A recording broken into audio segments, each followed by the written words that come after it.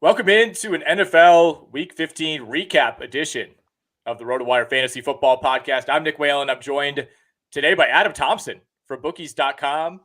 You know his work at Bookies. You've heard him on the various RotoWire podcasts, the RotoWire radio shows as well.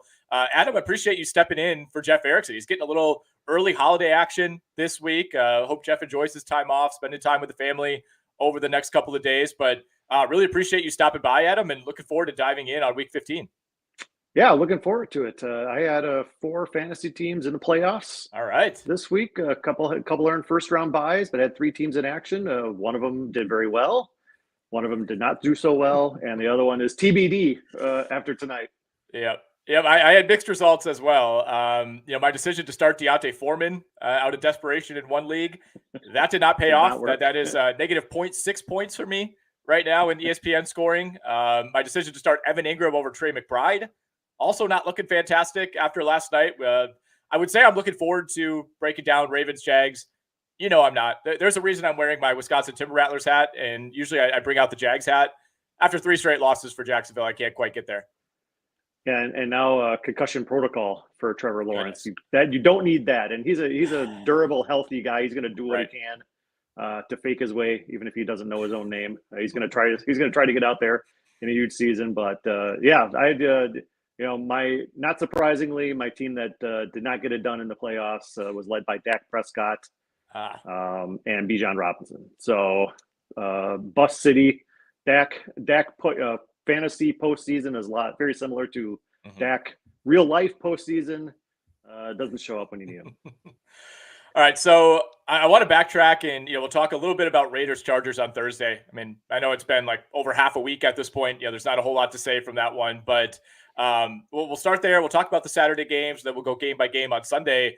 However, Adam, I know you are also, like me, in the Circa Million contest. Where did you go this week, and how did it turn out? Let's see. How did we go? Our favorite play was the Lions. Okay. That did very well. We went Titans minus 2.5. That should have gone well. So did we. We thought we were golden. That was very disappointing. Don't get me going on Vrabel. We do a thing called next coach fired odds, and he skyrocketed up in my own personal chart. We got the Eagles tonight. That hopefully will go well. And I'm trying to think who else. Oh, we got the Bears plus 3.5. Okay, I believe, and that did okay. And our last second pick, we were going back and forth between the Jets and the Patriots, and fortunately, it didn't matter because neither one got it done. We ended up going Jets. So that one, after 4 first half yards, we were pretty confident that wasn't going to hit. So hopefully, we're at a 3-2 week. We're still on the hunt. In the last 8 weeks, we're about 63%. So we're doing pretty good. Still trying to make up for about a 2 or 3 week stretch that hurt us. But we're still in the running for the money, but we're on the outside looking in right now. Yeah, I think John and I are hanging around as well. I mean, we're not in it for the overall prize at this point, barring just I don't even know if we could go 15-0 the last 3 weeks and still win it. But they do the quarterly prizes at Circa, so kind of gives you a chance, even if you have a bad couple of weeks, to divide things up. And we went 4-1 last week, 3-2 this week. Like I said, we were on the Titans as well. That would have been like my 5-star play. I especially getting it at 2.5 in the Circa contest. I loved it. Titans go up 2 scores early on. They get the pick 6. Everything's looking great. And we'll break down what happened after that in a little bit. We went with the Chiefs as well, hit on that one. The Baltimore Ravens, that was an easy win last night. The Rams as well. Made that one a little bit more uncomfortable than it needed to be at the end. And then John and I, we got a little bit over our skis. We went with the Dallas Cowboys. We both kind of had this premonition that the Cowboys were going to show up. They were going to buck the trend. This would be such a classic Dallas place to come up short. And that's exactly what the Cowboys ended up doing yesterday afternoon. They were one of my top plays away from Circa this week. I thought, they have such a huge split between their home and away. It doesn't make any sense. How can you be that good at home and that poor on the road? And the Tennessee Titans are kind of one of those teams too. They were at home. They should have gotten it done. They're averaging almost twice as many points at home as on the road. But Buffalo, it's a scary team. They haven't been the Bills that we've been expecting, but now they're starting to kind of round into form at the right time. Yeah, certainly looked the part yesterday. All right, let's back up. We'll do like a minute on Thursday Night Football because, again, it's been broken down to death at this point. My goodness, man. 63 points from the Raiders after scoring 0 against Minnesota last week. That's a Minnesota defense that allowed 27 to Jake Browning on a day when he didn't even play that well on Saturday. I mean, again, there's not a whole lot to say here. I just want to touch on it because it's such a unique result. Like, to me, in the moment, this almost felt like more lopsided of a beatdown than the 70-20 Miami-Denver game early in the year. Oh, yeah. 42-0 at the half. You try to find some takeaways from this game. There are no takeaways because the game was well over at the break. So, what do you even look at? I mean, Austin Eckler, 5 carries for 9 yards. That's not good. Easton Stick, I guess he's the guy for the rest of the season, but, the head coach is gone. The GM went with them. We'll see, what the Chargers look like going forward. But, that was quite an end to the Staley era in LA. In some ways, maybe a good thing if you're a Chargers fan, because I don't think there were that many Staley supporters still lingering out there. And I think if the Chargers lose this game 24-21, you can kind of say, well, it's Easton Stick. What is he supposed to do? What coach could find a way to win, with a backup quarterback? And, Herbert's been banged up all year. No Keenan Allen. Like, there are a number of excuses I think you could have made for Brandon Staley. But the way this happened, just every single phase of the game looking like a disaster, including special teams, which was horrible for the Chargers all night. Right. I think this made the decision easier for the Chargers. Yeah. And, Vegas didn't even have their running back. No. They were probably going to try to rely on quite a bit. Right. They didn't need him. They didn't need anything. LA did a lot of self damage.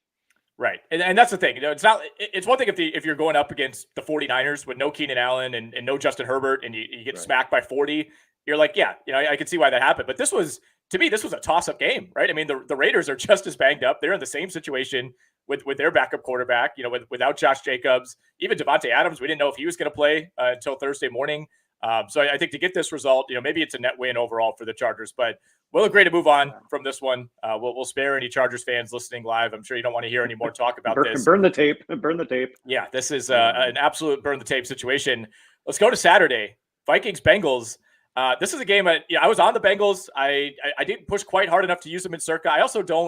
I don't love using the non-Sunday games just because you got to get those picks in, a day early. You're waiting on news from the Sunday games where you're maybe not comfortable with certain situations. For example, we wanted to wait on CJ Stroud and Nico Collins and, didn't end up mattering. But I had a good feeling about Cincinnati. I didn't love how they started this game. I mean, they were down 17-3 at the end of the third quarter. Kind of looked like they were on the ropes multiple times. Even once they started getting the offense going late, they gave up another touchdown that looked like it might seal it for Minnesota. But a 24-7 run in the fourth quarter in overtime by the Cincinnati Bengals to win this game, to win their third straight. And suddenly they're sitting at 8-6. Yeah, I like Cincy. And Jake Browning, I guess he's the real deal. A rookie coming in for Joe Burrow, and people were ready to give up on them. He's led the way. He had 334 yards passing, averaged almost 8 yards per attempt. And they're able that's allowed them to successfully get away from using Joe Mixon 25 times in a game. So they are a pass to set up the run team still, even without Joe Burrow. Mixon carries, I think he had 10 carries. That was the second lowest output he's had all season. But he was averaging almost 5 yards a carry. So it's actually working for the Bengals. So if you're a Mixon person in fantasy, you might want to second guess that. And if you're playing in a championship or a semifinal, you're probably not a Joe Mixon person at this point. If you've been relying on him all season, but although he did have, I think he did have another touchdown, didn't he? I think he's got. He did, and I believe that was on a fourth down, right? When they had gotten stuffed on second down, stuffed on third down, and Mixon looked like he was going to get stuffed on fourth down. And much like he had a similar play, I think it was in the Jacksonville game 2 weeks ago, where just able to keep that knee, from hitting the turf and stretch out into the end zone. I mean, that was huge at the time because if Cincinnati gets stuffed there, they probably don't win this game.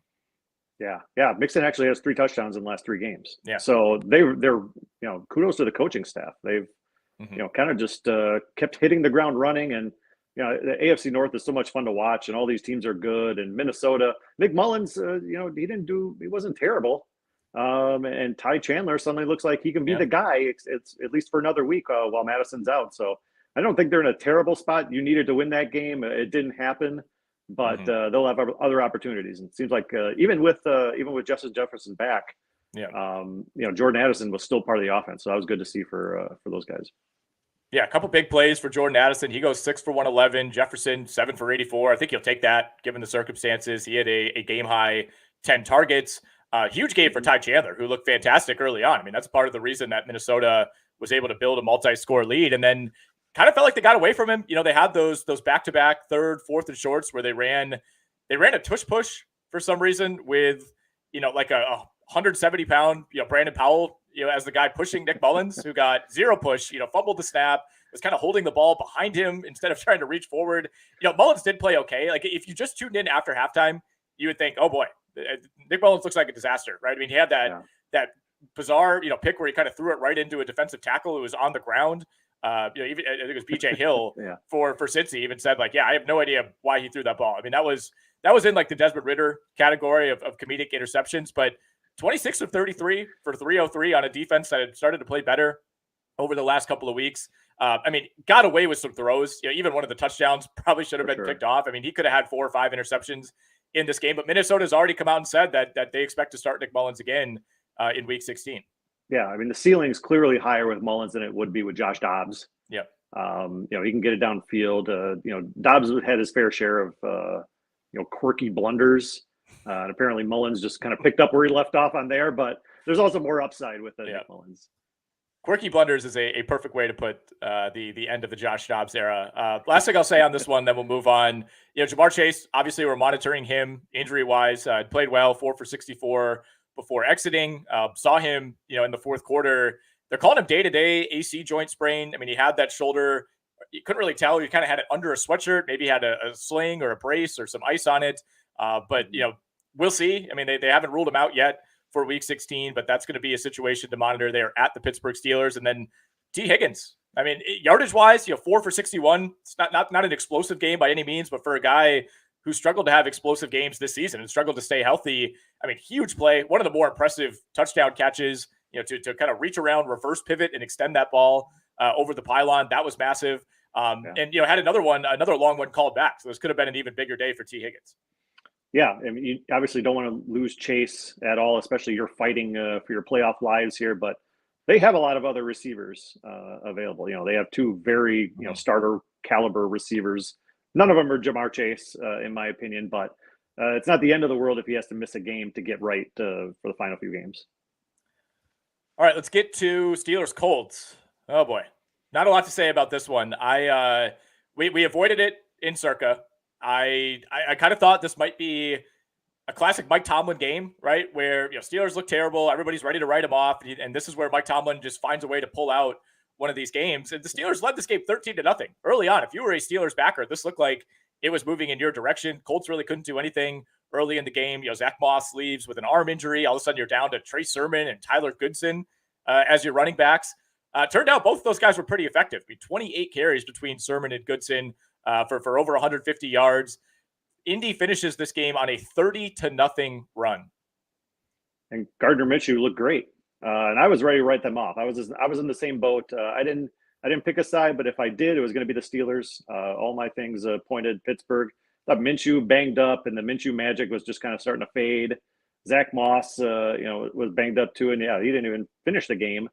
And none of it mattered. Najee Harris did nothing. Trubisky got benched. Kenny Pickett hopefully will be next week for Pittsburgh fans, but Jaylen Warren is basically the only bright spot you could take out. And he's, from fantasy purposes, he had twice as many plays on the field as Najee Harris did. So that's something definitely to look forward to if you're Pittsburgh.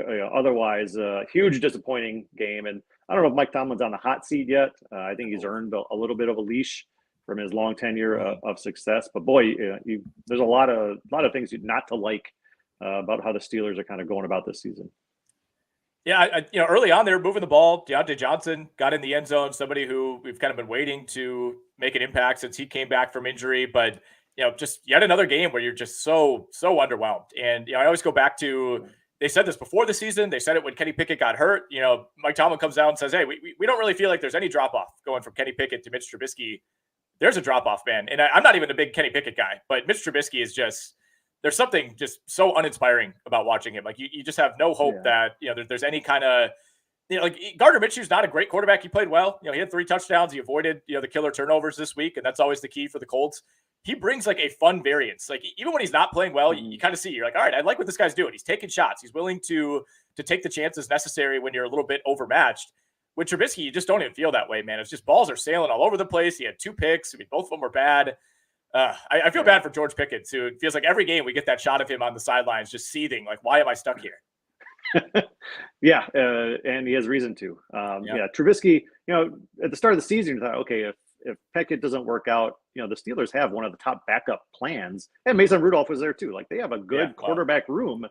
But apparently, 3 quarterbacks, if you have 3 quarterbacks, you have no quarterbacks. This is kind of where Pittsburgh is right now. Yep. Michael Pittman, another injury to monitor, took a hard hit on kind of a diving attempt over the middle. Looked scary at first. Could have been much worse. He's in concussion protocol. We'll see about his status for Week 16. And the Pittsburgh Steelers have already said that Micah Fitzpatrick will not be out there against Cincinnati this coming week. So that's a big, big hit to the Pittsburgh defense. On Tomlin, by the way, I don't think he's on the hot seat. Like, I don't know how you could look at this. Like, I think it's a miracle that they're 500 right now, right? I mean, how many coaches would have this team at 500?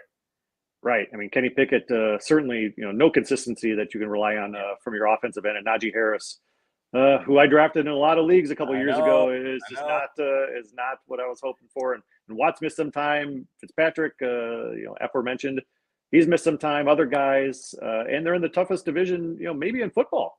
Yeah. With everybody above 500, at 500 or more. I don't have Tomlin going anywhere either.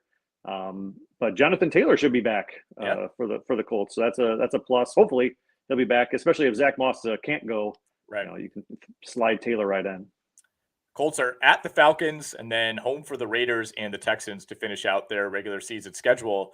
All right, before we talk Broncos-Lions, get ready for the ultimate big game parties at Circa Resort and Casino. Super Sunday is in Las Vegas this year. You could watch the big game poolside at Stadium Swing's big game viewing party. We're talking massive screen, booming game sound, and a view of the pyrotechnic and visual effects throughout the game. Snag the best seat in the sun with day beds, poolside boxes, cabanas, and more. Or touchdown at the world's largest sportsbook, Circa Sports, for the big game bash. We're talking 3 stories of football glory featuring a 78 million pixel screen. I think it's 143 foot across. I mean, this is a legit Jumbotron out at Circa Swim. Book your seat with a variety of reservation options, including bottle service, open bar, stadium-style food, and more. Don't miss these legendary viewing experiences on February 11th. The big game parties only at Circa Resort and Casino. Reserve today at circalasvegas.com. Broncos-Lions, one of your hits in the Circa contest, and this one hit big, Adam. I was pushing actually to just leave this one off the card. It's not like I felt strongly about Denver, but you kind of wondered, like, all right, when is this Lions team going to go back to the team, specifically on offense, that we saw earlier in the season? I still have my concerns about the defense, which has slipped in a big, big way over the last 5 or 6 weeks. But you kind of knew the offense was just kind of brewing under the surface, and they've had so many turnovers and fluky things that haven't gone their way, dating really back to that Thanksgiving game against Green Bay. But this was the Lions of old that we saw, and maybe some frustrations taken out on the Broncos. Yeah, and Goff just needs to take care of the ball, and it's a different offense, and he's been much better at that at home than on the road. Not counting the 5 interception game he had against the Bears in front of a national audience, but you take that one game away, he only had 1 pick at home in the other 6 games, and that running game, they have a 1-2 monster going on in the backfield, and Denver. They're just kind of a smoke and mirrors team for me. They've won. They came in winning 6 of 7. Their defense certainly has been playing better, but I just wasn't feeling it. I'm still not feeling it. And on the offense, if you can key on Javonte Williams, Russell Wilson's kind of just become a chuck and duck kind of quarterback. Most of his yards come on plays of 25, 30 yards or more. He's not leading teams down the field. He's chucking it up and hoping Cortland Sutton or Judy can come down with it. And that's the offense right now for the Denver Broncos. So I'm not and Detroit, to their credit, they focused on Williams and held him to about 2.3 yards per carry. So it worked exactly. Russell Wilson could not lead him to lead to anything, really. And Jared Goff looked great. Yeah, Goff was fantastic. 24 of 34, 5 touchdowns. No picks for Jared Goff. No turnovers at all for this Lions team. St. Brown had himself a day, 7 for 112 and a score. Sam Laporta, 3 touchdowns. Yeah. A couple of those coming late in the game. Doesn't matter. Still counts the same for fantasy. 5 for 56 in those 3 scores. Early on, we saw the Broncos move the ball. They got the ball after forcing a punt on the Lions' first possession. First play from scrimmage, for Denver, Russell Wilson hits Jerry Jeudy for a 40-yard gain. And you're thinking, all right, we're off and running here. Yeah. That ends with a Russell Wilson sack fumble deep in Detroit territory. And really from there, the route was on. I mean, Denver actually got a few stops to begin this game. Detroit did not score at all in the first quarter. It's not like they really hit the ground running, but picked things up in the third quarter. And once they got rolling, scored on 5 straight possessions at one point, 5 straight touchdowns, 3 to end the second quarter, and then 2 to begin the third. And, at that point, it was out of hand. You mentioned Javonte Williams, 12 for 27. Samaje Perine had a little bit more luck. Some of that came in garbage time.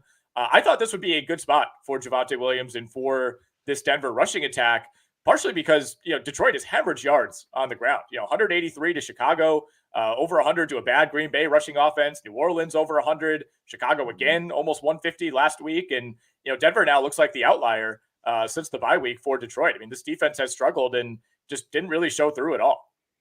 No, and I think moving forward, teams are going to put 8 in the box against the Broncos, and I think that's kind of what they did. They said, okay, we're going to do whatever we can to stop. And like you said, that's their weakness. They need to improve upon that. They put all the resources into doing it, and it worked. And then Russell Wilson just, they got some pressure on him. He wasn't able to do much other than just kind of throw it up in the air, and which worked on occasion. He got some chunky yards out of that offense, and they ended up scoring a couple late, but. It was a rough matchup. And Detroit, they have that 2-headed monster, Montgomery and Gibbs at running back. Both of them looked awesome. And Denver's defense obviously isn't great, and it's not great for fantasy starters, fantasy owners either. If you have one or both of those guys, I looked it up. The last 3 games combined, I think Gibbs has been on the field for 99 plays, Montgomery for 93 plays. So what do you do with that? Start them both, try to get them both and just hope they run the ball. But, that's a concern going forward for fantasy owners. And it's not a concern for Lions fans because they look great. Yeah, it's a source of frustration, I think, in some ways, but it's the rare situation where both are productive, right? And both have been productive for much of the year. Early on, I think we were complaining about Jahmyr Gibbs' workload, but that's changed. And, it felt like when Montgomery missed a little bit of time in the middle of the season, I think Gibbs kind of proved to this coaching staff that he could handle a larger workload. And both of those guys, very, very productive. 11 for 100 on the ground for Jahmyr Gibbs, also a touchdown. And Montgomery, 17 carries for 85 yards. 185 between the two for an average of 6.6 yards per carry. Not a big day through the air for Jahmyr Gibbs, just 2 for 8, but did get a touchdown there as well. All right, let's talk Packers, Adam. All right. I assume this will be our longest breakdown of any game here. I assume your group chats are much like mine. Almost all my friends are Packers fans, and it's just been the last 24 hours have just been a parade of people like sending tweets about how bad the Packers defense was. I'm sure you saw the PFF tweet. The Packers coverage grade on Sunday was the single worst that any unit across the NFL has had in 5 years. And that's their strength. They just got Jair Alexander back, their Pro Bowl corner. They just got Stokely back. You thought this would be, and that was already their strength coming into the game. And Baker Mayfield goes into Lambeau and puts up the perfect rating. The first time ever an opposing quarterback has had a perfect rating at Lambeau, 158.3. Yeah. And of course, it's Baker Mayfield. Yeah, of course, right? Actually, not the last Packer game, but one of the last Packer games I went with Baker Mayfield single-handedly handing the Packers a win as a member of the Cleveland Browns. One of his final games as a member of the Cleveland Browns, I'm pretty sure. But yeah, he turned it around. That offense looked awesome. Rachaad White, making him the focus of this offense has been a huge, correct decision by Bowles and his staff. And the receivers are still getting theirs as well. They've had, I think, 2 of their top 3 offensive games have been the last 2 weeks. So they're really figuring it out right now. And in a competitive NFC South, now's a good time to figure it out. Rachaad White is very quietly the RB4 in PPR leagues on the season. He's had a really nice run of 6 or 7 games in a row here. And, he's still way behind Christian McCaffrey, who's basically lapping the field in terms of running backs, but he's not far behind Raheem Mostert. He's basically even with Travis Etienne. He's got more fantasy points than Alvin Kamara, James Cook, Kyron Williams, Jahmyr Gibbs, guys like that. It hasn't been a banner year in terms of running back depth in fantasy football, but I don't think anybody had Rachaad White hanging around anywhere near the top 5 in terms of PPR, but he's been fantastic. 21 for 89 on the ground. Like you said, getting it done through the air. Feels like he breaks off, one big catch and run every week now. 2 for 50 and a score through the air for Rachaad White. Could have had more at the end. He slid down in what could have been another touchdown late in this game. And this easily could have been 41-20 in favor of the Buccaneers had they not made the smart play at the end. Baker, 381 yards and 4 touchdowns. 381, almost 200 in the first half alone. Chris Godwin had a career day, 10 for 155 on 12 targets. Green Bay just could not get off the field on third downs. That to me was the biggest thing. I mean, 7.5 yards per play overall for this Tampa Bay offense, 8 of 12 on third and fourth downs. Just a brutal day for the Packers defense. I'm sure you're seeing all like the all 22 screenshots now of, it's 3rd and 2. And for some reason, the Packers safeties are 25 yards off the line of scrimmage. Joe Barry's getting fired at some point. I really think if Matt LaFleur wants to keep his job, he's going to have to fire Joe Barry. Do you think that comes before the end of the regular season? Is there any point to that if you're the Packers? If it didn't come today, maybe it won't come until the end of the season because it's just too tough of a transition. Maybe he doesn't have somebody in mind. Maybe Jim Leonard is sitting by his phone waiting, again for a call. But yeah, that defense, it has struggled to stop the run pretty much all year, but it struggled to stop anything. And Baker Mayfield, he's going to single-handedly win you games, and he's going to single-handedly cost you games. But he's getting older, he's getting more mature. Not every quarterback can be a star in year 1, year 2, year 3. Sometimes it takes year 4, year 5, year 6 when you can really kind of showcase your potential. And he's got weapons there, and he's using them. The usage is interesting. The last 2 weeks, when they've really kind of figured it out, they're really hitting their stride. Godwin is getting more targets than Evans this past 2 weeks. He has 11 targets and 12 targets the last 2 weeks. Evans is at 6 and 6. So I don't know if that's subconscious, conscious, part of the game plan. It's just an interesting trend. Yeah, Mike Evans still found his way into the end zone, 4 for 57 and a score. His fantastic season continued. You're right about this Green Bay defense, though. I mean, it's been like this all year, right? I mean, it's not like they were great early, and they've had their ups and downs. Like, it's shown up at times, but a lot of their plus defensive games on the year, have come against advantageous quarterbacks, right? You think the Brett Rippon game against the Rams, like that was by far their best defensive performance of the year. But every time they're playing a real quarterback, they seem to struggle, and that's really kicked into high gear over these last couple of weeks. I mean, back to back, giving up almost 100 rushing yards to Tommy DeVito last week, letting him just dice up that defense, and then Baker Mayfield in back-to-back weeks. I mean, Green Bay, they're not out of it. They're at Carolina, they're at Minnesota, and then they got the Bears at home these last 3, but going to need some help now, will the Green Bay Packers, to find their way into the postseason. We did get Aaron Jones back in the mix, worth noting for fantasy, 13 for 53.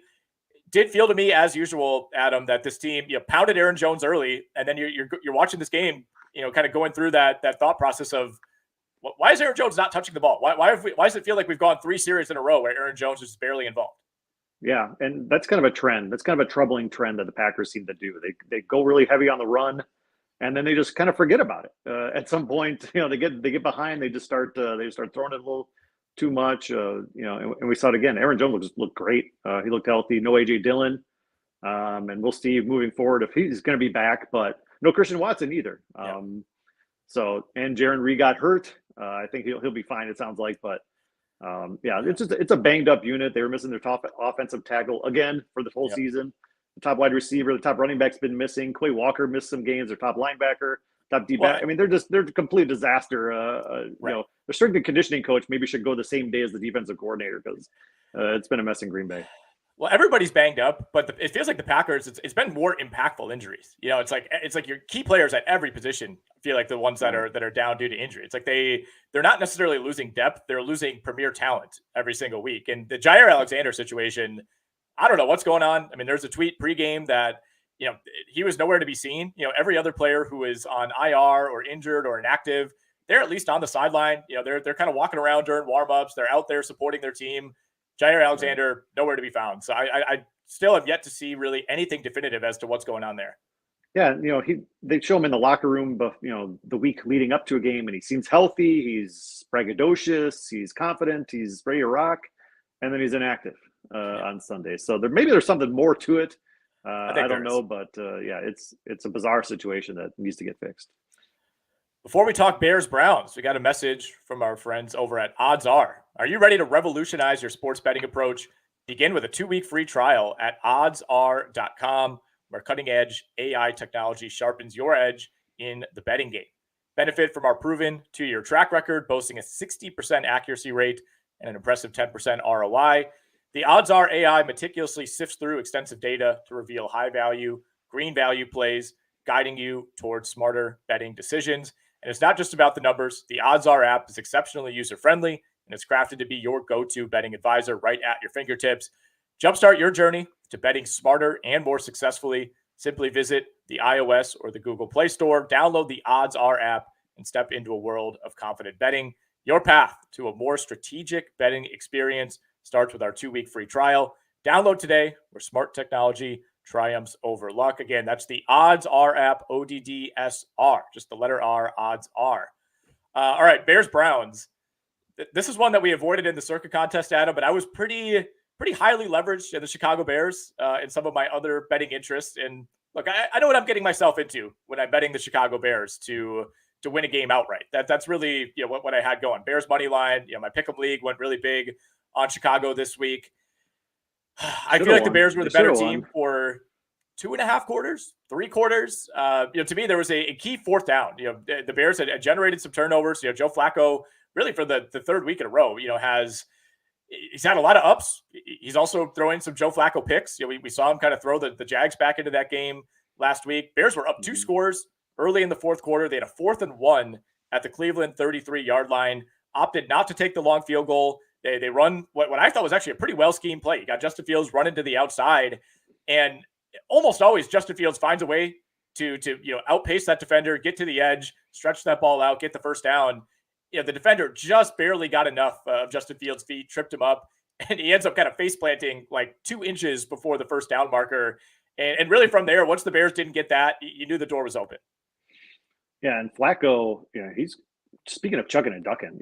This Browns team has completely revamped their offense since Flacco's gotten in there. Instead of being this run team, and Ford was pretty inconsistent. It's tough to rely on him, but now that they have a guy that can really throw the ball, off his rocking chair, to go right on the field, they're thrown between 43 and 44 times in all 3 starts for Joe Flacco. So this is becoming a pass-based team. So pretty wild. He like you said, Flacco, he threw 3 picks, but he also willed the Browns back into it with that long pass to Cooper. Nice play by Cooper. And they have a chance. Houston, they play Houston next week. That's a bottom 10 pass defense. They play the Jets. If that's for your fantasy title and you're thinking about Flacco, maybe think again.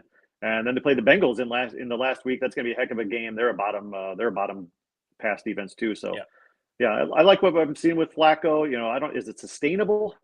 I don't know, but that defense could keep him in games enough. You're right about the dramatic run pass split, right? Early in the season, it was just pound the ball, pound the ball, pound the ball. You're ripping off 150 plus rushing yards every game. And it wasn't always efficient. It was just a volume play because you didn't trust Dorian Thompson-Robinson and PJ Walker and banged up Deshaun Watson to do anything through the air. But we have seen a complete reversal.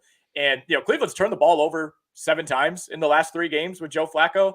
They've also forced 7 turnovers in the last 3 games as well. So that defense, part of the reason I was on Chicago this week is there were so many injuries for Cleveland. Not only on the offensive line, but all over the defense. I still don't think Myles Garrett is at 100%. And you just wondered how much is too much, right? This is a team that's really well coached and they have depth, but man, when you're missing as many guys as they were missing, I really thought like this might be a spot for them to come out flat. And early on they did. They had 7 points through 3 quarters, but once again, we saw Joe Flacco, whenever he needs to, convert a big third down, it feels like they have something. And it's just a vastly more competent and more confident passing game with Joe Flacco out there. He's resurrected Amari Cooper. He's completely resurrected David Njoku, who's had like 2 of the best weeks of his career now, back to back. He goes 10 for 104 and a touchdown yesterday on 14 targets. Even Elijah Moore, who was really quiet yesterday, like there's a connection there with him. And you can tell, this is a night and day passing game from what it had been early in the season. On the Chicago side of things, not a lot going on the ground, really, for either team. Neither team could run the ball whatsoever. Chicago was hovering around 3 yards per carry. You take Justin Fields out of the equation, it was worse. Cleveland, absolutely nothing on the ground against what's been a pretty good Chicago run defense. You see the 2 picks for Justin Fields. Both of those were Hail Marys, one at the end of the second quarter, one at the end of the game. So those were not really a reflection of how Fields played. Yeah. We could talk about the drop, the quote unquote drop on the Hail Mary by Mooney.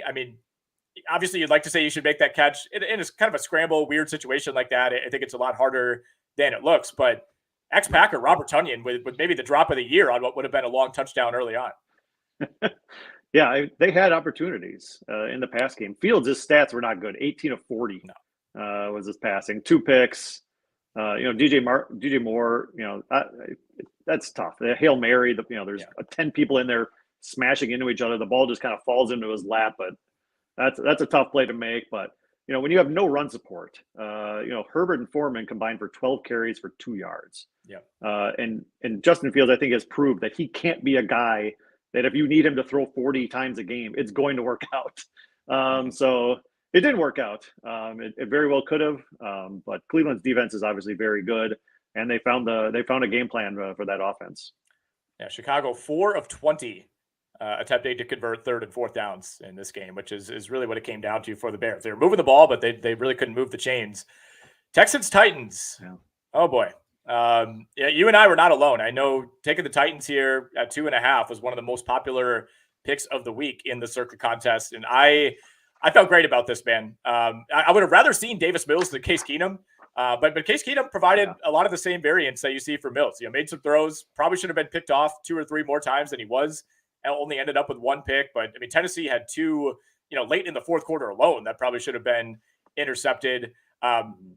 How surprising was it to you that Tennessee could not run the ball whatsoever? I know Houston, they've been a better defense than maybe their talent would imply, but they're extremely banged up all over their roster as well. No Will Anderson in this game, and Derrick Henry. I think without looking, this has to be the least efficient game he's ever played at any level. 16 carries for 9 yards. Yeah, and 6 of them were on 1 carry. Right.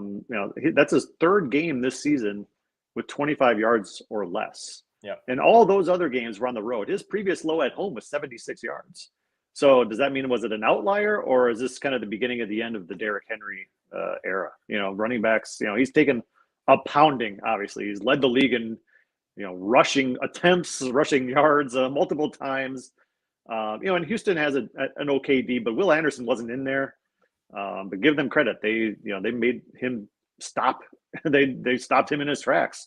And Will Levis, I think Will Levis has a future in this league. He's got a gun of an arm.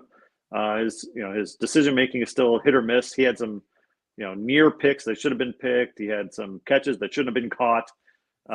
But overall, it was just disappointing when you put it all together for Tennessee that Case Keenum comes in. Houston's missing, this young team that wasn't any good last year, comes in without their top offensive player, without their top defensive player, and pulls out an overtime win against you. So just very disappointing, and a lot to be happy about if you're Houston. But Singletary too. There's another guy I drafted a lot because I just liked what I saw of him in college. He never got a true fair shake being that guy. Buffalo seemed like they were always trying to replace Devin Singletary as their RB1. He kept beating the talent away, but he got 26 carries in this game. Dameon Pierce got 1. So if that doesn't show you something, and that's probably going to be the way moving forward, considering how this game went. Yeah, I think when Dameon Pierce got hurt midseason and Singletary stepped in, and all of a sudden they had a rushing offense. I think that kind of sealed it for Dameon Pierce, and nothing against him. I mean, he's been in a terrible situation and obviously made the most of it last season. But I mean, he was basically their 3rd running back. If you look at the snaps, he only played 4 snaps. Daria Gumbawale, ex-Badger, played 15, and then 58 for Singletary. So I think it's pretty obvious that this is his job going forward. And Singletary finishes 26 for 121. Should have had 30 more yards and a touchdown. They had a hold that nullified what would have been the game winner in overtime. They end up settling for a long field goal to win it instead. But I mean, so many opportunities for the Titans, not only to win this game late. If you count overtime, they ended up punting on their final 4 drives. Any single one of those, if you get points, you probably win the game. But even throughout the second half, they were up 13-0. You allow a field goal just before half, you get the ball back, immediately throw a pick on your first possession in the second half. And it just felt like if Tennessee could put up 1 touchdown at any point in the second half, that probably would have been enough. But you started to get the feeling that, man, if you just keep punting it back to this Houston team over and over and over again, eventually they're going to get lucky and they're going to find something. And that's exactly what happened. Fantasy wise, not a whole lot else to take away from this. You mentioned, Levis had a couple balls that probably shouldn't have been caught. I assume you're talking about both of the catches by Chris Moore. The second of which, I don't know how that wasn't intercepted. I mean, just an incredible play by Moore to kind of go up and over the defender. Kind of would have been an over the back violation in the NBA. But he bailed out Will Levis a couple of times. Was not a great day by any means for DeAndre Hopkins, who had kind of found something with Levis on and off these last few weeks. 2 for 21 on 9 targets for DeAndre Hopkins, who just couldn't bring anything down going deep. Will Levis, by the way, ended up leaving this game late. Sounds like it's not nearly as severe as it looked. I mean, initially, he goes down. I think it was on his 7th sack of the afternoon, which is insane. Again, no Will Anderson for the Houston Texans. I mean, the Titans offensive line, my God. We can talk about the lack of a running game, but the lack of protection for Will Levis to me was maybe the bigger story. But Levis, escapes with what they're calling an ankle sprain. We'll see what his status ends up being next week. But if he's unable to go, then I would imagine we're back to Ryan Tannehill. Yeah, and like you said, this whole line is kind of where it starts. Henry did not hit the holes very fast, but it didn't matter because I don't think they were there anyway. Half the time, he was just kind of they did a direct snap to him, and the crowd booed because it didn't even get a yard. I don't think it was ugly, and that was kind of that was the main concern going into the season. Is this was a bottom tier O line with Tannehill, who needed time, and Henry, who gets 400 carries and can't get smashed every time he gets to the line of scrimmage. And unfortunately, none of those things have happened because the O-line's been a disaster. RotoWire is proud to partner with Splash Sports for the 2023 fantasy football season. Splash empowers gaming commissioners to earn by creating contests.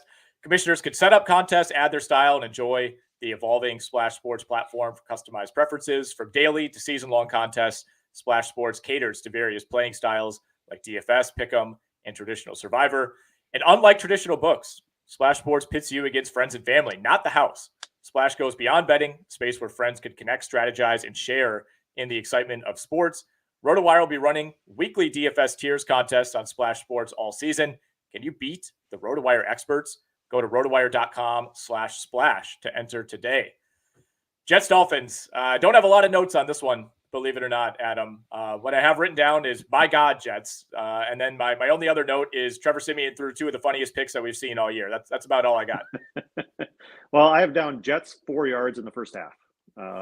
So yeah, you want to talk about takeaways that you can take away from this game? Nope, there are no takeaways. Now, I will say defense is pretty awesome. It's shut down a lot of quarterbacks. It's harassed and hassled a lot of people this season. And no Tyreek Hill, and it didn't matter at all to Tua. He was 20 of 26, threw for 200 some odd yards. Waddle had a great game, but that's about it. The Jets. I'm pretty sure Rodgers is not going to come back and stand in front of that old line. There'd be no point to it whatsoever. No holes, no protection.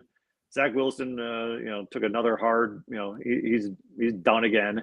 Poor guy, but not much to take away from this one.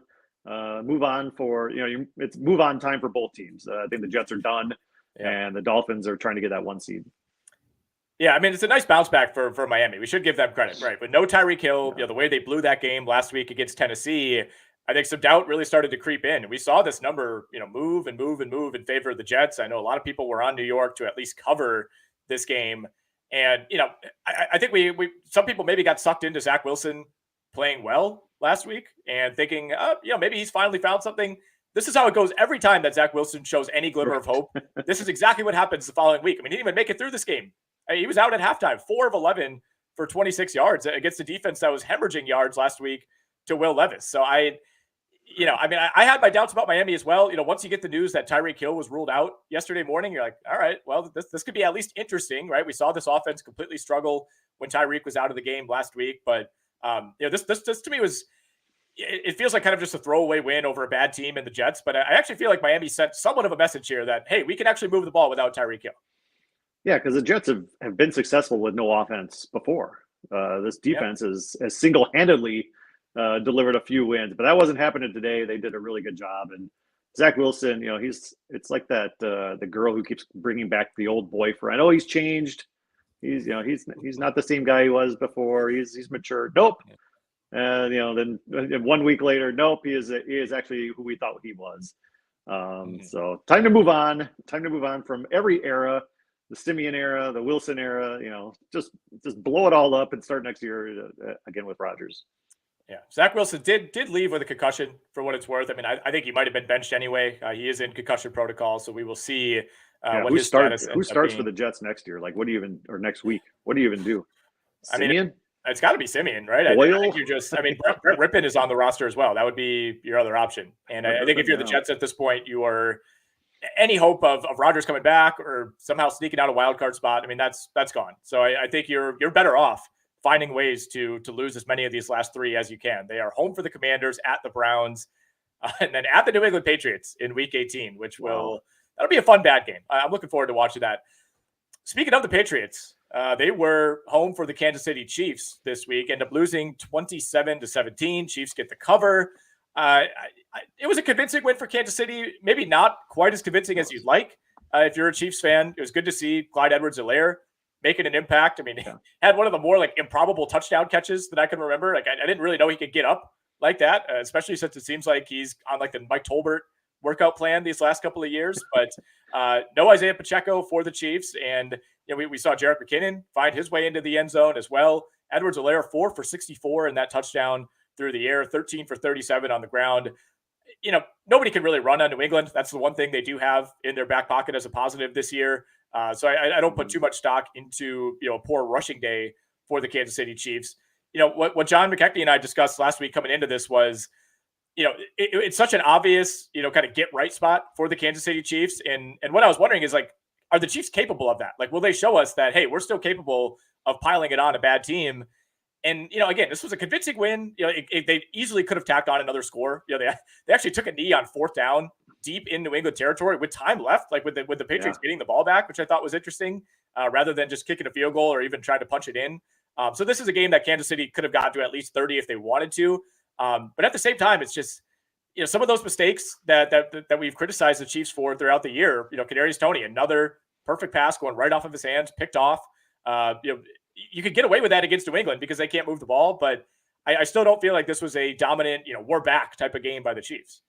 Yeah, they have a lot of serious concerns going into an AFC playoffs that has some extremely talented teams that they're going to need to win shootouts against.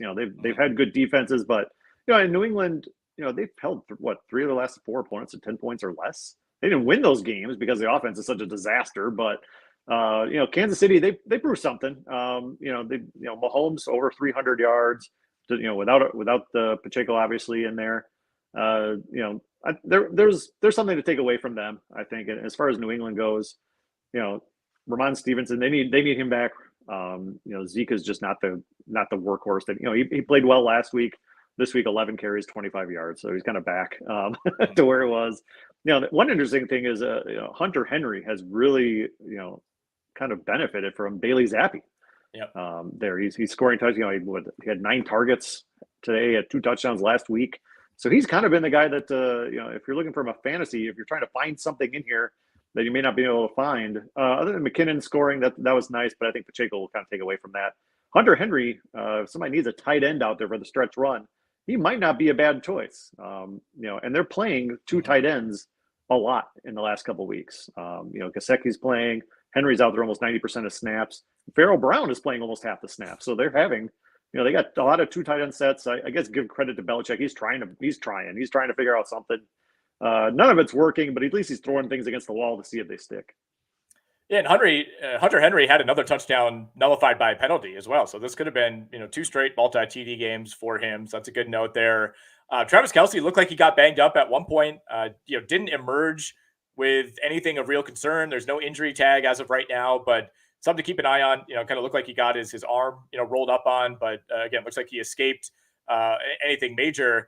I don't really have much else other than Rashee Rice, who continues to come on at the right time for fantasy purposes. The snap count is on the rise every single week. He was only off the field for 5 offensive plays this week for the Chiefs. I mean, that is huge for a guy who early on in the season was still building that rapport with Patrick Mahomes. He's got at least 7 catches for 60 yards in each of his last 4 games. He's got a touchdown in 3 of those last 4. I mean, to me, maybe this doesn't mean all that much given what else is going on in that receiving core, but he is like far and away now Patrick Mahomes' most trusted target.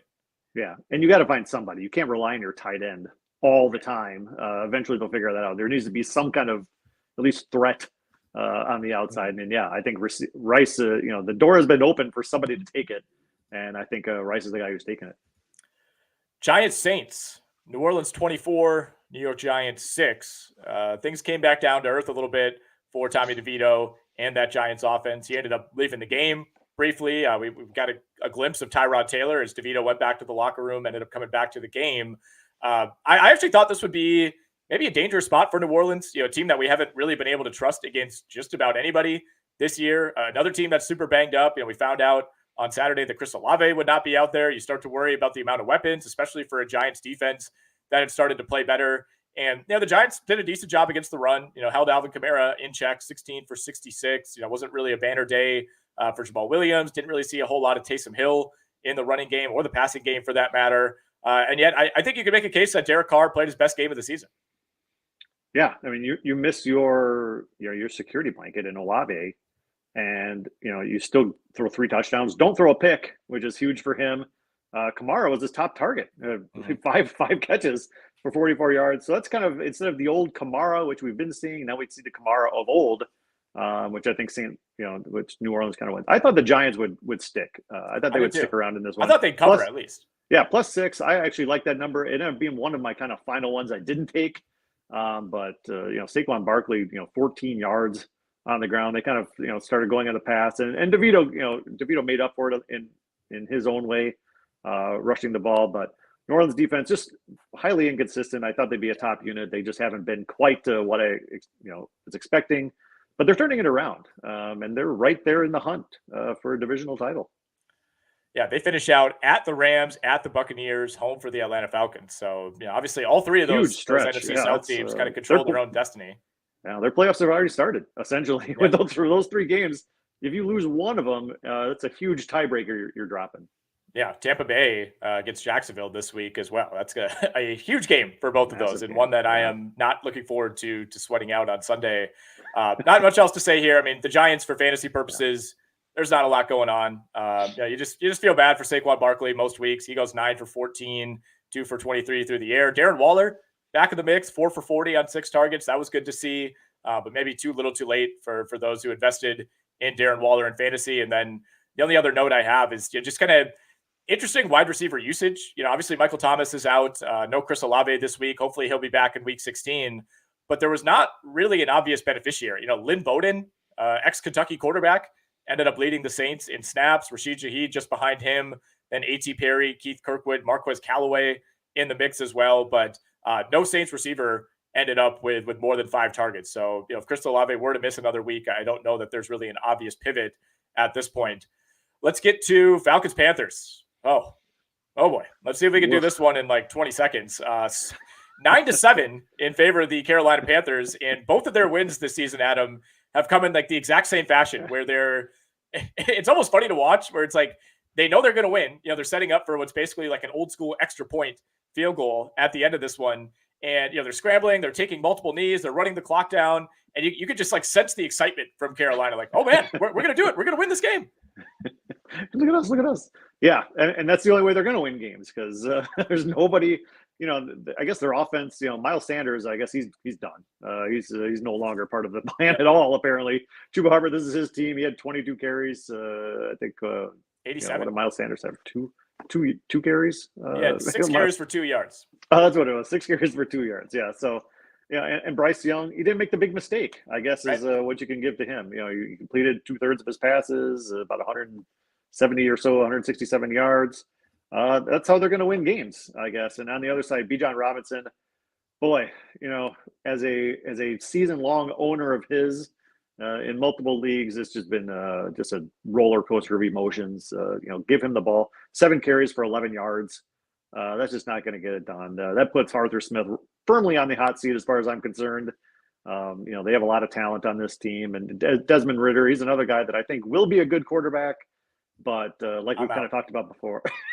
I don't think he will. I'm out. I'm out. I don't blame. How many of these picks can we like? He's had 7 or 8 just like horrendous interceptions this year. I think the one that he threw at the end of this game was the worst one yet. I don't even know who it was intended for. I have no idea.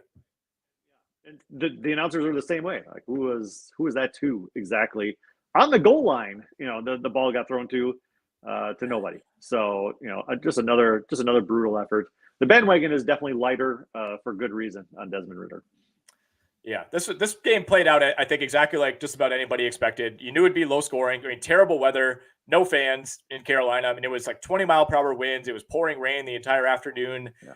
Both teams fittingly started by going out on downs on their respective first possessions, and that was followed by 8 straight punts. So, you're watching this game just thinking, man, and this is every Atlanta game, right? Like, they typically find a way to get a minor lead at some point, which they did. They scored the first touchdown of the game. Hit a big play to Janu Smith, and then set up a short touchdown by Cordero Patterson. And kind of like what we were saying with the Bears-Browns game, where it's just, or even Tennessee-Houston, it's like, just if you could tack on one more score at any point the rest of the game, you're probably fine. And Atlanta they can't do it. They can't do it. They fumbled on the previous possession. Bijan Robinson fumbling at his own 20-yard line to give the Carolina Panthers their second field goal to make that a one-score game. And then putting together a really nice drive, and more importantly, running off a bunch of clock, because Carolina does not score quickly. Like, they need as much time as possible to go down the field. Atlanta, 11 plays, you work it all the way down to the Carolina 18-yard line, and then that's where that interception comes on second down. I mean, you had a chip shot field goal just sitting there. You'd be better off just taking a knee than letting Desmond Ridder throw that ball. And on top of all that, you're still leading even after the interception. You're still leading. Carolina takes over at its own 5-yard line. You give up a 17-play, 7.5-minute drive to allow Carolina to win the game. That's painful. I wonder if Taylor Heineke has another run in them. And this is the same thing they did. Now, they did this last year too. Marcus Mariota kind of led them to a halfway decent, we're in contention, and then they just benched him because they knew Desmond Ridder was the future. He single-handedly lost them all their games, and they missed the playoffs. So, maybe this is a reversal. Maybe they bench Desmond Ridder, bring in Heineke, and he leads them to the playoffs. And then we all know Desmond Ridder is not the answer in Atlanta. Yeah, and this is unconscionable loss by Atlanta and Arthur Smith. I mean, it's brutal. Bijan, Tyler Algier ended up splitting snaps, splitting the workload relatively evenly. We actually saw Algier used a little bit more on the ground. He goes 14 for 45.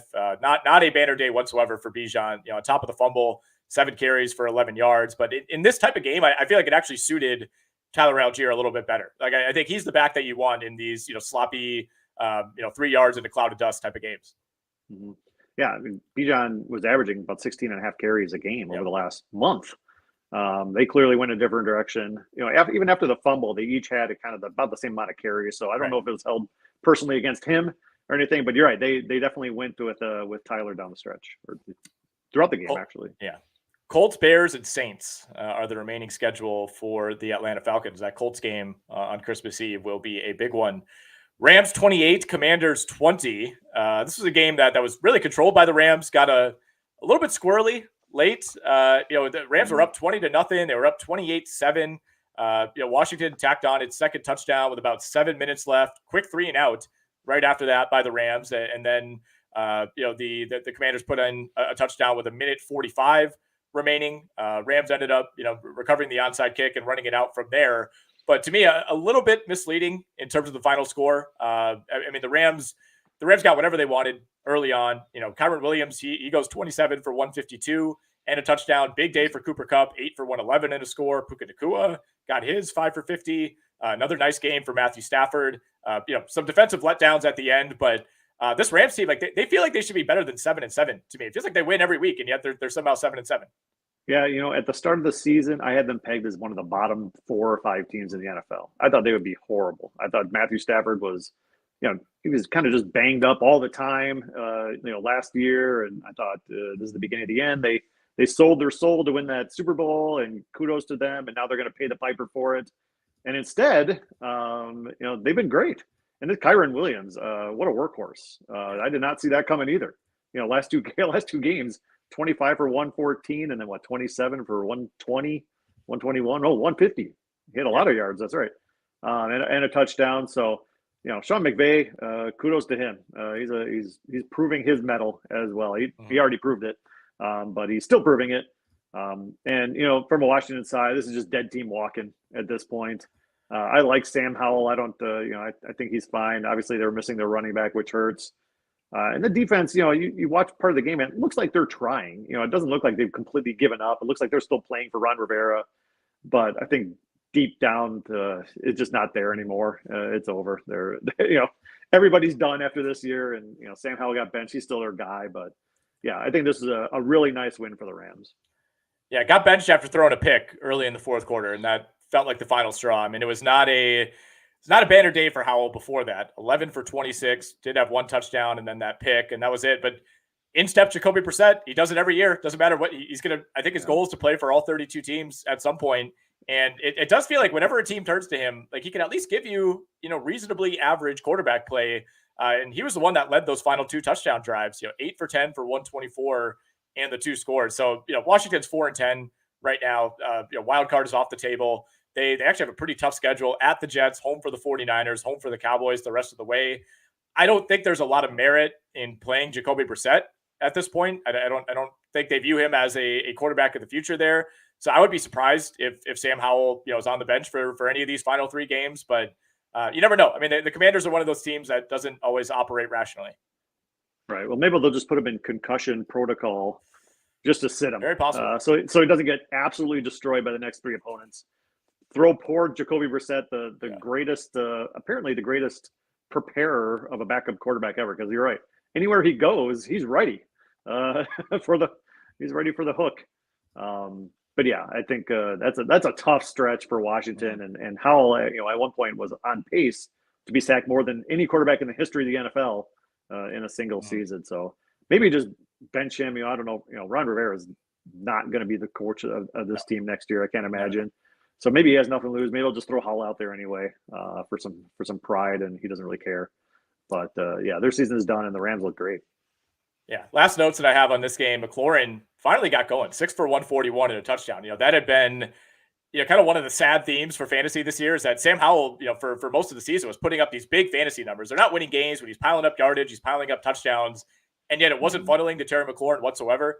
But that did change this week. I mean, still not an overly efficient game, only 6 of 12 targets received, but 141 yards and a touchdown. The other 2 going to Curtis Samuel. And then we talked about Kyren Williams, man. Number 2 in the NFL in terms of fantasy points per game in PPR leagues at the running back position. He trails only Christian McCaffrey there. And, he ranks as the RB8 in total fantasy points. And that's with him missing 4 games in the middle of the season. So this has truly been a special year for Kyren Williams. A couple more games to get to. Then this is all just one long podcast to prolong talking about Jags-Ravens, which we'll do last. But we got 49ers, Cardinals, and then we'll talk a little Bills-Cowboys. The Niners, man, 45-29. Even a game where the defense doesn't play all that well, you let up some garbage time scores to Arizona. The Cardinals ran for almost 250 yards as a team. We saw Amari DiMercado ripped off a long one. James Conner had a 40-plus yard run. So it's something that we say every week about San Francisco, and it's the reason that I feel like I'm always lobbying my partner in the Circa contest to just use the 49ers. I don't care who they're playing. I don't care what the number is, because even when they play like a B minus game on defense, it just doesn't seem to matter. No, and you talk about, we talked about our fantasy teams, going to the championship or playing in the semifinals. It's no coincidence that my team is led by McCaffrey and Brock Purdy. I have both of them on my fantasy team. But one more can be said about McCaffrey. I think he was probably the leading scorer in all of fantasy again this week. 41 points, another awesome game. He's just great. Arizona, James Conner, now that he's back from injury, they're more competent on offense, a little more consistent. He had that big run, like you said. He had 86 yards, he had a touchdown. I guess a very good, Niners team. They're 3-2 when he rushes for over 70 yards, and 0-9 when he doesn't or when he's out. So maybe James Conner needs to be more the focus of this offense. I don't know how many years he has left in him, but that's the silver lining if you're Arizona. Yeah, I think Arizona hung around about as well as they could have. And this defense, we know they've been terrible all season. It seems like they get worse every week. They're basically bottom 3 in any advanced metric that you want to look at. But they scored first. They were basically going score for score with San Francisco early on. And it was 21-13 at the half. Started to get a little bit out of hand after that. But the big plays were there for Arizona. That's not always something you could do, against the San Francisco defense. Kyler Murray did throw 2 picks. That certainly didn't help the cause. But the running game for Arizona, I think that's the big positive. Trey McBride, really interested to see where he's going to go in fantasy next year. Part of that depends on how they kind of restructure this team, potentially around Kyler Murray or whoever the quarterback ends up being. I would imagine it'll be Kyler. But 10 for 102 on 11 targets for McBride. He's been fantastic. Not a whole lot else to say, right? I mean, Brock Purdy is now minus 190 to win the MVP award. Christian McCaffrey, the definitive favorite for Offensive Player of the Year. I think for him to have this game while Tyreek Hill is sidelined, that might ultimately swing that race. Yeah, I would go with McCaffrey. I mean, they're both, Hill was on pace to have the most yards in the history of receivers. Hard to pick against him as well. But McCaffrey just week in, week out, now that he's finally healthy, after he leaves Carolina, he's just a force to be reckoned with for sure. Yeah. 2 more touchdowns for Deebo Samuel. And then last note, Brock Purdy at one point did look like he might get knocked out of this game. Took a hard hit, was evaluated, on the sideline. Sam Darnold came in for a series, but Purdy able to return and look like himself. So 49ers dodging a bullet there. Cowboys-Bills. I thought this would be the game of the week, Adam. It certainly had all the characteristics of a game of the week, and yet the Buffalo Bills run away with this one. Kind of felt to me like a reversal of what we saw in the Dallas-Philly game. Yeah, I was shocked by this one, and I knew Buffalo had it in them, but I just thought Dallas, had it in them also. And apparently, I'm wrong. Dak Prescott on the road, he's just stinky. Is the best adjective I can think of. He has 5 games this season with under 250 yards. All of them are on the road. He has 5 games this season where his QB rating is under 99, all on the road. He just doesn't get it done on the road, at least compared to at home. And that was the case again here. And James Cook was kind of the story for Buffalo. He had career highs in basically everything. His highest snap share since week 8. So he's turned into that RB1 that really Buffalo has been looking for since Thurman Thomas practically was roaming. Yeah, I saw he had the most yards from scrimmage by any Bills running back since Fred Jackson, I think in 2010. Obviously, the Bills have had answers here and there. LaShawn McCoy had some nice years, Marshawn Lynch early on. But those were different teams. Those were not Super Bowl contending teams. And I think since the Bills have entered that contender stratosphere, that's kind of been something that's been missing is a bell cow back. And James Cook, he looks the part, man. 25 for 179 in a score, kind of carrying over what we saw a week ago. They built that lead early on against Kansas City on the back of James Cook, who was averaging like 7 yards per carry through the first few quarters. And for whatever reason, got away from it, tried to put the ball in Josh Allen's hands. We saw the complete opposite here. Like once they got up, they just said, all right, we're going to keep running James Cook. We're going to keep running Ty Johnson, Latavius Murray, sure, go in there, carry the ball 5 times, get in the end zone.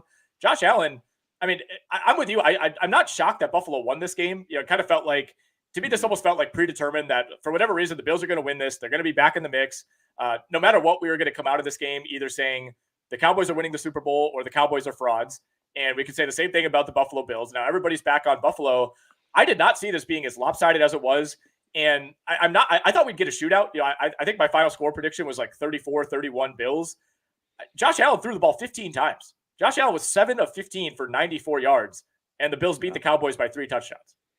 Yeah, I thought, Dallas, when Dallas was at plus 2.5, I thought this is a great number because if they lose, it's going to be on some heartbreaking field goal at the end, and it's going to be an awesome scene at Orchard Park. And instead, it was 31-3 at one point, and it just wasn't pretty. And yeah, if you're a Cowboys fan, the sky probably is falling because you knew this was your thing. You knew we're awesome at home, we stink on the road. Here's our chance. Here's our real litmus test to see if we can turn that around. And the complete opposite happened. And they're going to have to go to Philly and San Francisco potentially to get to the Super Bowl. To see them winning 1 or 2 of those games it just doesn't feel right. Bills were also down AJ Epinesa. They were down Micah Hyde. That's in addition to Matt Milano, Kyrie Elam, Trey White. All those guys have been on IR for the last couple of weeks. So I think this should have been a gettable spot for Dallas, but just unable to do anything. Dak was sacked 3 times. All 3 of those were on 3rd downs. Huge game-changing plays. In each instance. Every time it felt like Dallas had any momentum, there's either a penalty or a big sack that would back them up. Weirdly, not really a good fantasy day for anybody involved other than James Cook. It's like if you started Josh Allen, this is kind of a disaster. Stephon Diggs, continues to crater over the second half, just 4 for 48 from him. Gabe Davis, second straight week with a complete goose egg. If you played the upside play there, you got burned. CeeDee Lamb, you kind of got a bailout rushing touchdown late in the game, but even he had a down game by his standards. So despite 41 points being put up and 31 of those by Buffalo, really it was just kind of the James Cook show for the Bills. All right, it's time. Ravens, Jags. Last and least, right?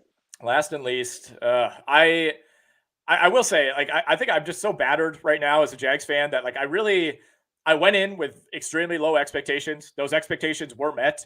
Like the previous 2 weeks, like I live and die by Jags football, as I'm sure you do with the Packers and so many other teams. I was just lifeless last night. Trevor Lawrence is just, handing the ball to the Buffalo Bills, the Baltimore Ravens. Brandon McManus is missing field goals left and right. The Jags are throwing it inbounds with no timeouts left and 7 seconds on the clock in the second quarter. And I didn't feel anything. I'm just numb right now. Well, and like you said, litmus test. That was a litmus test for the Dallas Cowboys. It was kind of one for the Jacksonville Jaguars because they're kind of teetering on are they a true contender in the AFC or are they not? And to host a Ravens team that is a true contender and to just kind of lay an egg, basically at home in prime time, has to be hugely disappointing for all Jaguars fans. Not that I'm rubbing it in or anything or pouring. Well, we got to talk about it objectively. You're right, man. I mean, the worst part is it felt like everything else this week, like all the results that the Jaguars needed also didn't go their way. It's like Colts win. Tennessee somehow finds a way to blow that game against Houston. That was huge. All these other teams that you're starting to look at, like, man, if the Jags lose their grip on the division, which is very possible because I think they could easily lose to Tampa Bay this coming week. If they lose the grip on the division, then you have to start looking at the wild card. And their schedule is still favorable the rest of the way. Like, if they can't get to 10 wins, I don't know what to tell you because you finish out with the Panthers and the Titans. Those should both be wins. But this team has real problems, man. I mean, they're injured on the defensive side. They're just bad on the defensive side. The offensive line is a joke. I mean, they had like 5 false start penalties that were all huge last night. Once again, predictably could not run the ball whatsoever. It felt like they're legislated by the NFL to start every drive with Travis Etienne 1-yard gain. I mean, there's just no push on this offensive line. Etienne 10 for 31. That has been a pretty common theme over the last month for the Jags. And, if you're putting everything on Trevor Lawrence, like I still think he's that guy. I know a lot of people were questioning him on Twitter last night, not saying he played the greatest game of his life by any means, but it's really tough for even the best quarterbacks in the NFL. If there's no threat to run and you're going up against a good defense and you're also down your most trusted target in Christian Kirk, I mean, good luck, man. I don't know how anybody expected Jacksonville to end up with a positive result here. And yet, if McManus doesn't miss 2 field goals, if you don't cough up a fumble, if you just take the points and kick the field goal before half, I think this is a much different game. I mean, Baltimore didn't even play all that well. I think the Jags once again beat themselves. Yeah, and Calvin Ridley looked great again. Yeah. Touchdown or no touchdown, notwithstanding. There. That was a weird 20-minute argument ongoing on the broadcast. Right, and it's still going on. I woke up this morning when I think everybody was like, "It's garbage time, man. We don't really care that much." Thank you, Terry. But no Christian Kirk, obviously, and he's going to be back for the playoffs if they get to the playoffs, hopefully. We'll but really had 12 targets. He had 13 last week. He's a guy that if he's part of your fantasy lineup going into the semifinals and finals, you got to be pretty happy with a Christian Kirk is out because Trevor Lawrence is definitely looking Calvin Ridley's way. As far as Baltimore goes, losing Keaton Mitchell, just as he's starting to ascend as this, they've been kind of a running back by committee all season long, ever since J.K. went out in week 1. Losing him is a big deal, but Gus Edwards is not the worst backup in the league, obviously, and you still have Lamar Jackson there. So, there's a lot to like if you're a Baltimore fan because that defense looked very good. Jacksonville, had a lot of issues. Baltimore forced a lot of issues and was able to do what they needed to do. And that offense, if Lamar Jackson's running for 90 yards, that's going to be a very tough team to beat in January. Especially this version of Lamar, because you watch him, he's not looking to run in ways that he was in years past. Like I feel like there were very few designed runs for Lamar Jackson last night, if any. Like they kind of used to run that more old school attack where you kind of have more option plays, things like that, and Lamar is so smart about not taking hits, and they did a good job on the broadcast of highlighting. You get that kind of reverse overhead cam where you can see he's always moving his feet. He's dancing around in the pocket, but without scrambling. Like he's still in the pocket, but Jacksonville just didn't know how to attack him. You had guys overrunning. You had guys who thought they had a chance at him. I think it was DeJuan Smoot. Thought he had a sack at one point. Kind of caught Lamar with his bicep, and Lamar just kind of ducked his way out of it. Ended up picking up a first down. It was a poor defensive game for Jacksonville, but I also think to me it just felt like that's Lamar Jackson. That's an MVP caliber quarterback. Like he's just sometimes you're just going to get beat by a good player like him. The Keaton Mitchell thing, you can't really overstate just how much that's a blow to Baltimore. And it feels like this happens to them every single year, man. Every single year. Obviously J.K. Dobbins has had his issues, like right when Keaton Mitchell starts to emerge. And to me, he's the skeleton key for this offense. He's the type of back that they have just not had in recent years. Gus Edwards, Justice Hill, those guys can fill in. But to me, Keaton Mitchell is that piece that takes you from a team that maybe could make the Super Bowl to, all right, if you're matched up against, the Kansas City Chiefs or the Buffalo Bills in the AFC title game, Keaton Mitchell is that swing piece that maybe puts you over the top, and not having him the rest of the way. I mean, I know you get the win. I know you're on track for the 1 seed. I just think that is so huge. Yeah, it's a bummer. You don't like to see that, but Lamar Jackson, I wasn't sure if the team made the right move when they basically, folded to his hostage demands during the offseason, but it was the right move because he's been awesome this year. And you're right. You could tell he's a veteran that knows what he's doing now. You used to kind of take off a lot. They used to scheme for his runs. Now he looks to pass, and if it's not there, he'll take off for a lot of yards because he's still, just an elite athlete. All right, man. Anything else from this game or from Week 15 that you want to get off your chest? I don't think so. I'm looking for, it's fun to have 7 teams in the playoffs for each side. I thought it was almost a little watered down at first, but there's so many games you can point to now for next week, and even looking forward to the next couple of weeks that are essentially, playoff games already for a lot of these teams. There's a lot of division races that are up for grabs. So I think it's a good thing now. I think it's gonna be a lot of fun. Yeah, absolutely, man. Well, we look forward to Seattle-Philly tonight. I'm on the Eagles. I know you have some interest in that as well. We'll see what Jalen Hurts' status ends up being. Checking RotoWire right now. Still listed as questionable. No official decision on him. I will be pretty surprised if Hurts doesn't play. Yeah, I want him to play because I have one of my first off, Eagles. I love the Eagles. They're in my Circa lineup. I think the Eagles have gone through such a gauntlet these last 5 weeks. They played the Cowboys twice. They got blown out by the Cowboys and the 49ers last 2 weeks. But before that, they had beaten the Cowboys, beaten the Bills, beaten the Chiefs. It's just a long stretch. I think this is going to feel like a breath of fresh air, taking a Seahawks defense that's bottom 10 versus run, bottom 10 versus the pass. A banged up Geno Smith, if he plays, I assume he will. I like Philly in this one. I think Jalen Hurts is going to have a big game, and I think Tyler Lockett is actually going to have a decent game too. I hope you're wrong about that. I need Tyler Lockett to do almost nothing for me to win a fantasy playoff matchup tonight. So I'm hoping that Geno Smith is out, which, by the way, we've got nothing in the last 24 hours. I know as of yesterday morning, Jay Glazer said that he's facing a, quote, uphill battle to play tonight. So I think as of right now, we might see Drew Lock against an ill Jalen Hurts. But or go ahead. If I'm back in the Eagles, which I am, I would rather have a banged up Geno Smith out there, struggling around than a Drew Lock who's going to sling it. It might throw for 340 yards, 3 touchdowns, and 4 interceptions.